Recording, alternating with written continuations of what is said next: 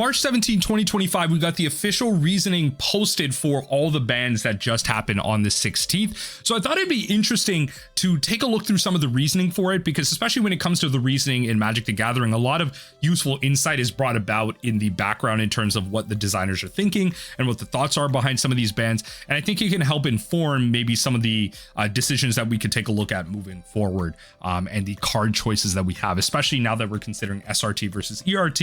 I'm hoping that a ban list like this can be separated so that both of those formats in the future have a separate ban list, and it very well can. We just don't have that information right now. So the banned cards effective as of April 1st, 2025. No restricted cards, which is interesting. They're still open to that idea. But for now, they are only working with the ban. So Gecko Moria. Okay. This card has seen a very high usage rate in decks that include black cards since its release, and we have been keeping a close eye on both its usage rate and its impact on the game. With no restrictions on the leader, it can be used with nor on the character cards it can bring into play. This allows the player to gain a huge advantage too easily. Playing it once is enough to create a large disparity between the number of characters on the field between the player and their opponent, making it powerful enough to single-handedly determine the winner of the game. We've also determined that developing an 8-cost card that can match or exceed this card's performance will be difficult in the future. As such, we've decided to designate this card as banned. Now, they've clearly listed here, with no restrictions on the leader it can be used with. I think we are starting to understand why we need to impose leader restriction. This card would be perfectly fine if it was just in the Moria deck. If it was just in the Moria deck, this would be perfectly fine.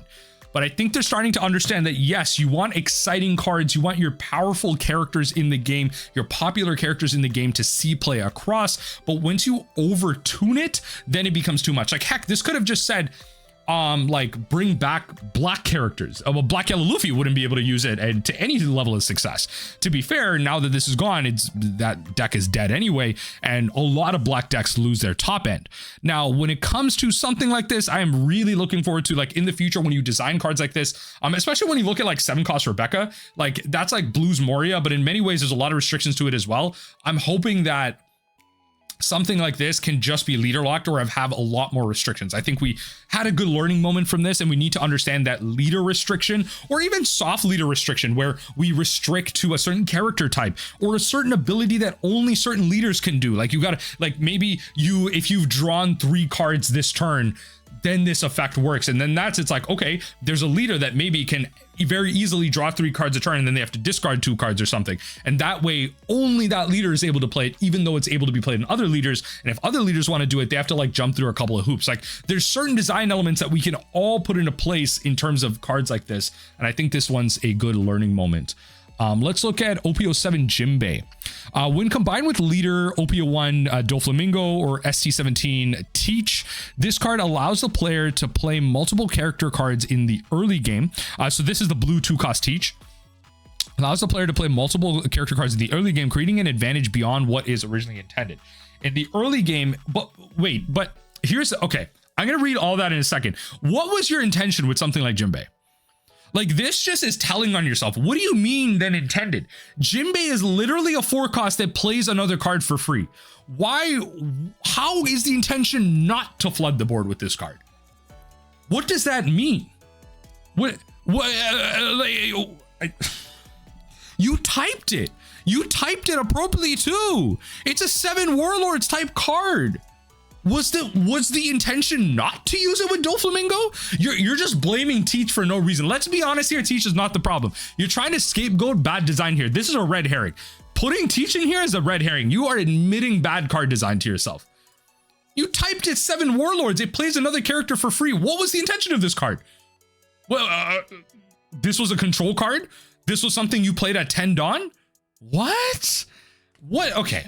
In the early game, even low cost and low power characters can be difficult to deal with, which leads to one-sided battles. Furthermore, as a 4-cost card that outputs character cards into play, we have determined it would be difficult to develop a card with equal or superior performance in the future. Why would you want to? How would it be? Like, okay. As such, we've decided to designate this card as banned. Okay. I think there's a couple, like, a lot of people are talking about how like Boa has like now died for this card's sins. And I don't know if Boa's like completely dead. It's definitely like slowed down a little bit. Boa needed this card. But like, really ask yourself, What was the intention of this card? You typed at 7 Warlords. It played another card for free. How was this card allows the player to play multiple character cards in the early game, creating an advantage beyond what was originally intended. What was the intention of this card then? To not create an advantage? What I'm so like, yo, okay. I'm not, the more I read that, it's gonna piss me off. What is this?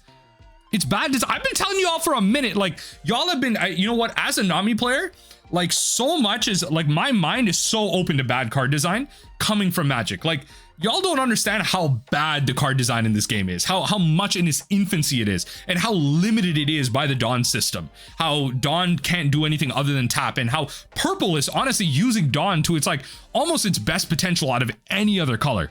Like the game is so poorly designed that we have statements like this. What was the purpose of this card? Anyway, Ice Age. Although there are many other cards which share this card's ability to lower costs, this card is the only one that can significantly lower the cost of a character card for just one card. So, you know, kind of zooming in, -1 cost. And honestly, the KO on it is like pretty powerful too. A lot of times, you just killed off like random 3-cost characters. Like there's like a bunch of like random 3-cost 5k attackers, character bodies that you just randomly ping off by Ice Age triggering off. So honestly, the trigger is like pretty underrated. A lot of people don't talk about it. This card also synergizes extremely well with other cards with effects that only rely on cost. And there is a concern that any future cards which rely on cost will have to be developed with this card in mind, overly constraining future card development. As such, it is decided to designate this card as banned. I could see it and I could not see it. This one, I understand that it's like the best for its rate. I don't have that much experience with black. I'm like, even though I'm primarily a Nami player, I primarily really only explored blue. I played a little bit of black, yellow, haven't really touched much else, honestly, because nothing else really interests me. Red is like kind of boring. Black decks are like control decks, okay, I get it, and yellow decks are just kind of memes. Like I don't know who has fun playing yellow. Like I get the purpose, I understand, like you're doing like crazy stupid things playing yellow. I just don't find it fun. So I don't know, just as someone who doesn't have a lot of black card experience, like I played plenty against Moria, but Ice Age was not really a card relevant against me primarily playing Nami. So I don't have a lot of experience with this. Let me know what y'all think in the comment section down below about Ice Age being gone and how black decks probably have to really readjust with the loss of Moria and Ice Age. Now, the last one is pretty much a stray. This one, I think a lot of people uniformly agree this is just a stray. EB01-59 Kingdom Come. Okay. Although this card is one of many event cards with the ability to remove opponent's characters with its effect, when used in combination with leader NL. Okay, so they just straight up mention NL on this. Okay, the synergy between this card's removal effect and the leader's defensive ability proved to be more powerful than anticipated. This card also is also the concern that that having to develop cards with this combination in mind will greatly limit the future development of high cost characters. As such, we have decided to designate this card as banned. Now, KO up to one of your characters, opponent's characters, then trash one card from the top of your life card until you have, or no, you just trash cards until you have one.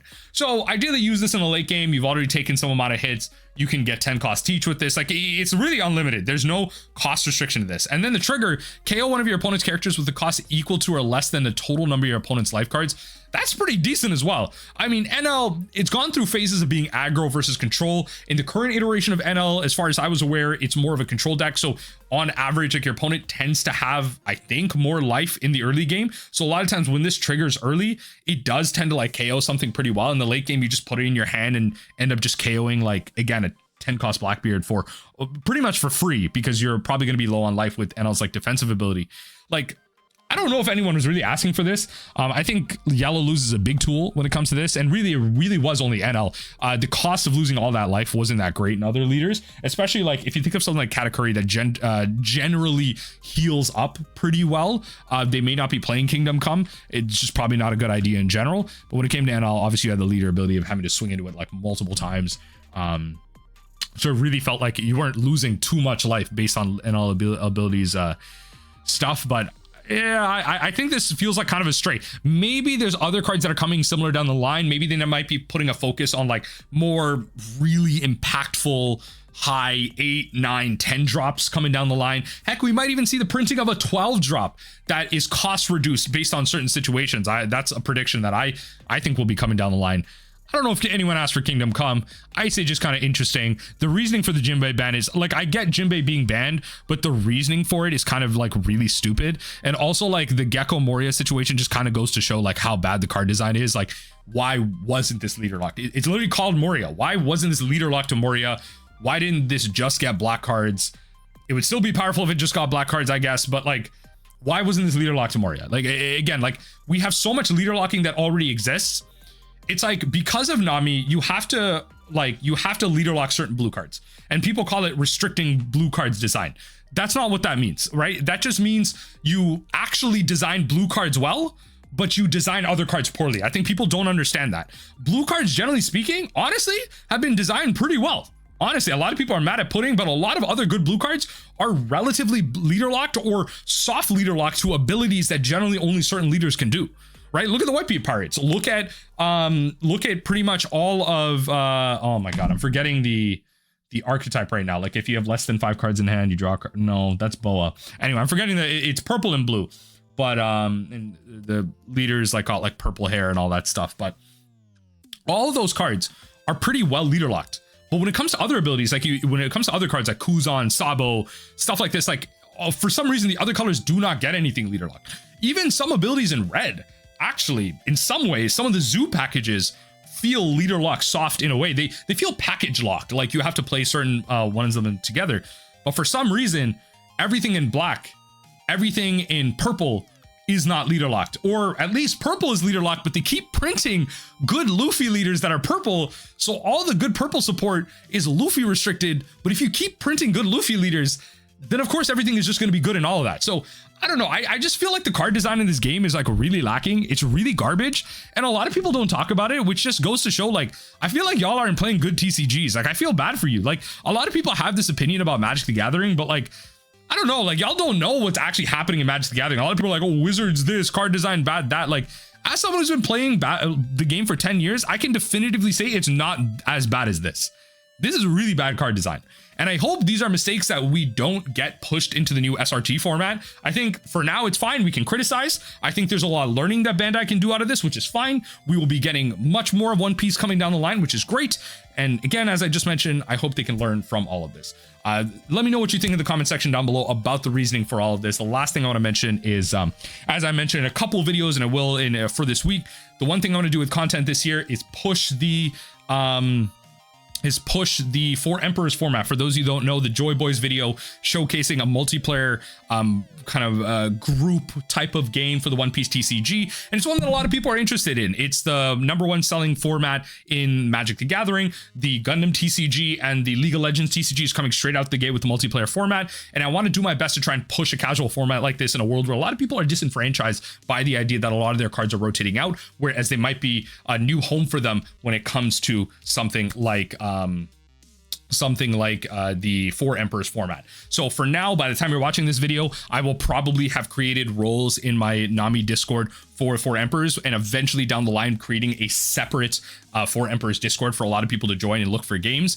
I will be posting the Joy Boys video about it and their guide on how to build a deck for it. And I'm inviting all of you, comment down below if you're interested in Four Emperors, join my Nami Discord. I will really want to play with y'all, record games, put it up for content, and just put it out there and get people generally interested in Four Emperors for the One Piece TCG, and just provide a new avenue for y'all to play with your cards that are, you know, just not available for you to play in formats that may be more expensive or just not accessible to you in general. Let me know what you think in the comment section down below, and I appreciate y'all for watching.